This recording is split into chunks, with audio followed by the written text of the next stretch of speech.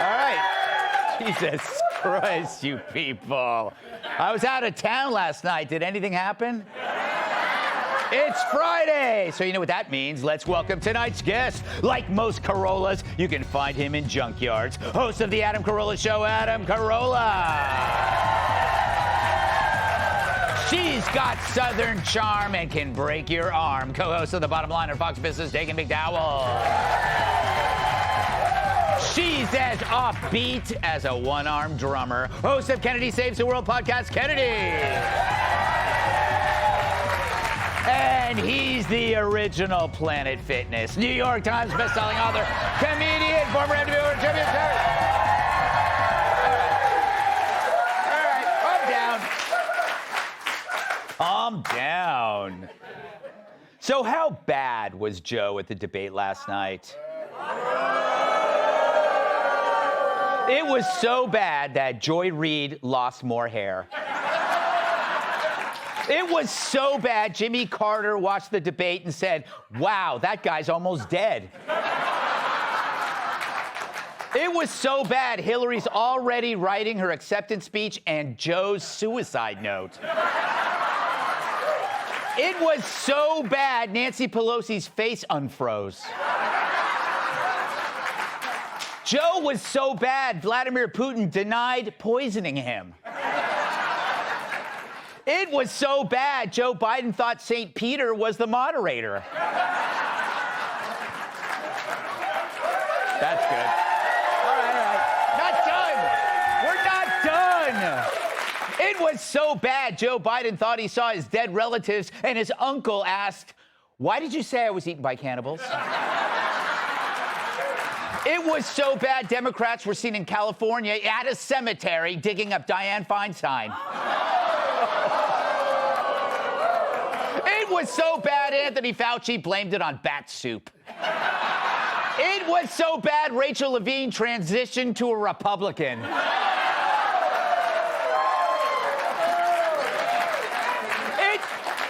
It was so bad that a CNN poll found that 67% of voters believed Trump had won. The other 33% thought they were watching the first episode of Dead Apprentice. It was so bad, Jerry Nadler put his colostomy bag at half-mast. It was so bad that Andrew Cuomo put himself in a nursing home.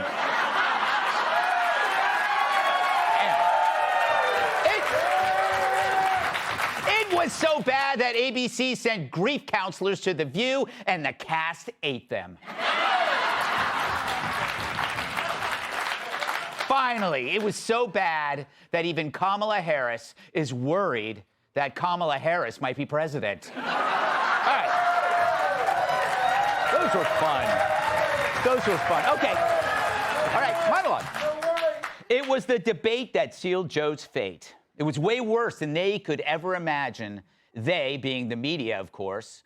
But not you. You saw it coming, especially if you've been watching this show. So while the media pushes the panic button, you weren't shocked in the least, because we told you the truth. President Biden headed to Camp David today to begin preparing for his debate with Donald Trump. Here's his car pulling into the camp. As you've heard, to prepare for the debate, the president has been sequestered since last week. He doesn't mind. He thinks he's a juror on the OJ trial. It's kind of weird that a president is disappearing an entire week to prepare for a 90-minute debate. But his staff defended the move, pointing out that it takes 2 years to teach a baby to talk. To reduce distractions, CNN has declared Thursday's debate will have no live audience and only one live candidate. Now, what if you weren't watching us and watching them? This is what the liars were feeding you. Are you going nuts? Well, look, the reason I came on the Jimmy Kimmel Show is because I'm not. Sir, thank you so much for being here. I'm proud to say I voted for him dozens of times. Thank you for coming, sir. An honor to have you here. A pleasure to have you here. Good to be here, man. When you have sensitive documents that you need to flush down the toilet, do you do that? Is that done in your office toilet, or is that done in the bathroom, in the personal bathroom area? You've co-opted Dark Brandon. Do you enjoy playing around with the Dark Brand meme? No, I resent the hell out of it. Okay. I haven't seen useful idiots like that since I hired Fox and Friends to move my couch. So now you know who's been lying to you, feeding you a choreographed manipulation of a decayed and dying man. We knew, they knew.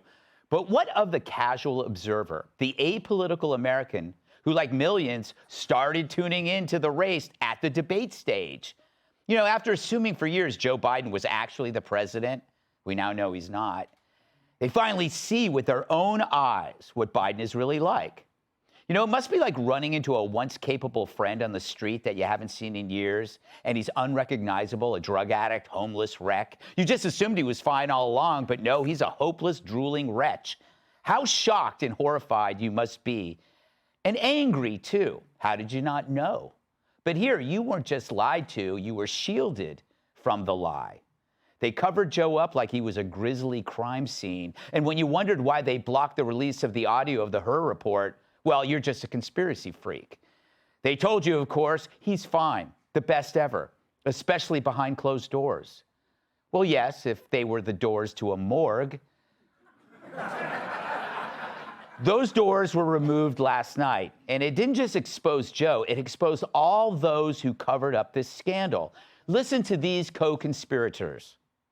Start your tape right now, because I'm about to tell you the truth.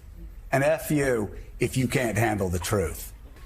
This version of Biden is the best Biden ever. President Biden has a photographic memory. He is sharp, intensely probing, and detail-oriented and focused. He's totally focused. He's very sharp. They say he's sharp in meetings. He's completely in possession of his faculties, very lucid, very well informed. He's totally with it, totally sharp.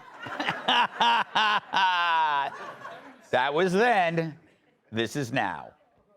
Is it time for him to step down? That window has not completely closed. What all of us saw last night, the inability to complete sentences, the inability to make easy layups. I don't believe he's our best choice at this point. I don't believe he's the right man right now. That was painful. I love Joe Biden. I work for Joe Biden. He didn't do well at all. He did not do well at all. Joe Biden looks like the caricature that conservative media has been painting, and there were no clips tonight, right? This was, you saw it before your eyes. Well, there goes your cheap fake. And Chucky, it was never a caricature. No one painted it. It was real. The only caricature is you pretending to be a journalist. It's funny, the media is acting like a guy waking up from an acid trip to find out he's buck naked. They're just waking up to the fact now that Joe's unfit to be president. Where the hell have they been? What have they been doing? It's so bad even Kamala couldn't manage a cackle. Was there a slow start, Kamala? Yes, there was a slow start, but it was a strong finish. And what became very clear through the course of the night is that Joe Biden is fighting on behalf of the American people. The only strong finish was in his pants. I don't know what that means. Joe had a slow start. That somehow implies that A, he started, and B, there was an improvement. But if there was any time Kamala should have laughed, that was then, because the joke is on us, even though there's nothing funny about her becoming president. It raises a question. Have these lied to us all along? Was this all just a setup, a well-calculated plan to move the debate up to the earliest it's ever been to expose Joe's incapacity and get him out of the way and fast without a primary so they can pick whoever they want? Or did they just believe an incoherent, dementia-ridden man was preferable to Trump and they didn't care how unsafe that made our country? Was holding on to power more important than a safe and secure country? Did they hate Trump more than they loved America? They us, seriously, and you should be pissed. I've asked this question many times. If Trump is such a threat to democracy, a dictator in the making, why are they putting up a candidate against him like Joe? Someone who's a danger to himself and to our country. Was this the plan all along? But leave it to Morning Breath's resident dolt to still hold out hope. I think it is absolutely possible to correct this. Moments are fleeting. TV can be vapor when the next moment arrives, but I think it can be done. I really do. It's been done before. This is about us. And if you look at Joe Biden as the candidate right now, who had a horrible night last night, in a way, he reflects us much more than the other candidate. Everyone's focused on last night. If this continues, there's a problem. But it should not leave us speechless thinking this is over. Oh, poor, sweet, naive Mika. It's over. But you're... All right, stop. Run out of time. But you're also careless and stupid for thinking otherwise. This isn't about the election. It's about right now until the election. We don't have a president. We know this. But now, so does the whole world. We are now exposed to outside forces, including adversaries who realize we are without a leader. Who's running the country? Can you honestly say who? I can't. And whoever it is, could it actually be worse than Biden? What if it is? If there's anything we learned, don't underestimate the Democrats.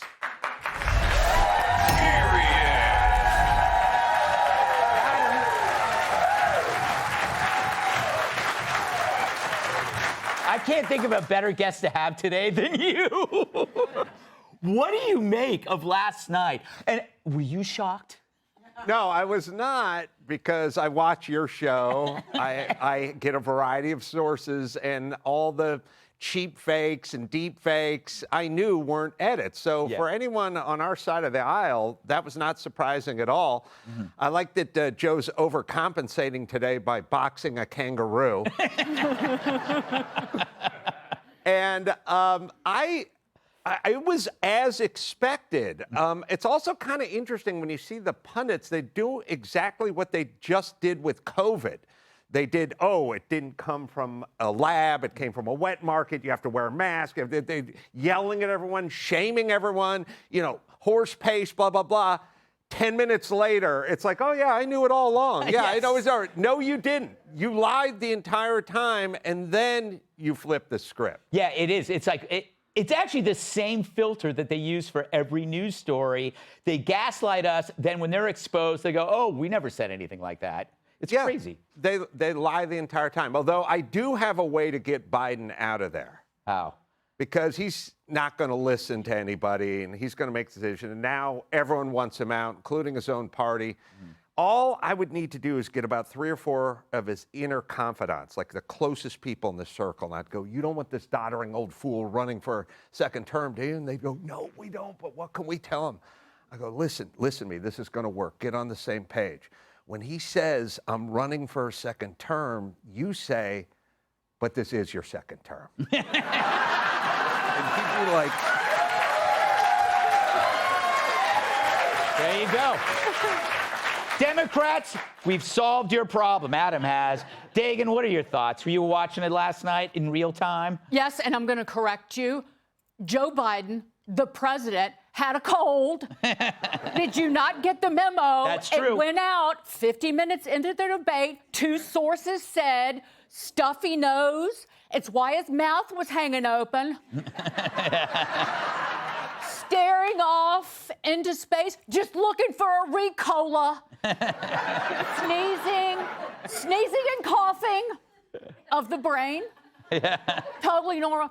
I started talking about the cognitive decline over a year ago on television, was totally lambasted because all Americans who've ever had an elderly relative, dementia, Alzheimer's, whatever it is, we all saw this because my great-aunt Irene was in the same place he was about a year ago in her decline when my mother would call me on the phone and say, don't leave Reen alone in the house because she's going to try and heat up soup on the stove and will light the gas with lighter fluid. Yeah. Or alternatively, put the whole can of soup in the radar range, and we don't have any more fire extinguishers from the last time she was left alone in the house. It's true. It's true, Kennedy. So what I realized was, as Dagan points out, so sadly for people who have had family members with memory issues and, you know, cognitive impairment, there are good days and there are bad days. And unfortunately, the bad days become more and more frequent, as we are seeing with our president, because the gaffes are unstoppable no matter what kind of propaganda KJP throws at us. But what I was thinking as I'm watching the debate, his entire team, he woke up like that. He woke up on the worst day, and they were like, holy like, he has been wrapped up in a Tempur-Pedic mattress filled with, you know, vitamin B and peptides and God knows what else, and stuck in a hyperbaric chamber in a sauna, which is what they normally do when they have to bake him for a few days before a big event. Yeah. And they unraveled him, and he woke up on one of his bad days. And at that point, it doesn't matter if they're squirting Red Bull into his hiney hole. Nothing is going to wake him up. All right. Tyrus, do you think they mistimed the drugs? I think if you ever decided to just want to have a job where you call people on the phone and paint pictures for them, you would be mentally phenomenal. 'Cause I'm never going to get Red Bull out of the honey hole out of my head for the rest of my life. Like, I think it's lyrical. Every once in a while, you just have to take time to just. That was next level. And I did not finish the debate because of a stupid bet that I made with Mr. Carolla. I thought maybe one or two gaffes, that's it. I would only have to take a couple shots. It was like 17 and it started to hurt. Yeah. You know what I'm saying? Like, it started to hurt. But the cold part was, I understood Biden so much better than I understood Trump. Like, it's real. Like, no, hey, listen, I'm full disclosure, and it was scotch, which was a huge mistake, but it was out of respect for our conversation. But when Kamala came on, holy I was, huh? She's really evil, because there was no laugh, and that's when I realized Kamala's been running this the whole time, because she had an answer for everything. Oh, hey, off to a slow start. Yeah. Don't worry about it. That's the real, all joking aside, the hangover from scotch, do not do it. It's a one drink a night type of deal, not 17. But the one thing that I got from all this, that I was sitting there, this was between shot 1 and 7. Shouldn't this have been the FBI and the CIA picking up phones going, who the hell's been running this country? Who's been calling the shots? Because it's not him. Yeah. So isn't that a cover-up? Yes. Her report is a cover-up. He's clearly unfit. So who's making these phone calls? Yeah. Who's having these conversations with dictators across the country? And it makes sense that they're out of control doing whatever they want now, because they knew what we knew, but we're crazy. Yeah. But the rest of the world's been carrying on, and that's why it's in the place we're in right now. We don't have a president in the White House right now. Yeah. Hey, Sean Hannity here. Hey, click here to subscribe to Fox News YouTube page and catch our hottest interviews and most compelling analysis. You will not get it anywhere else.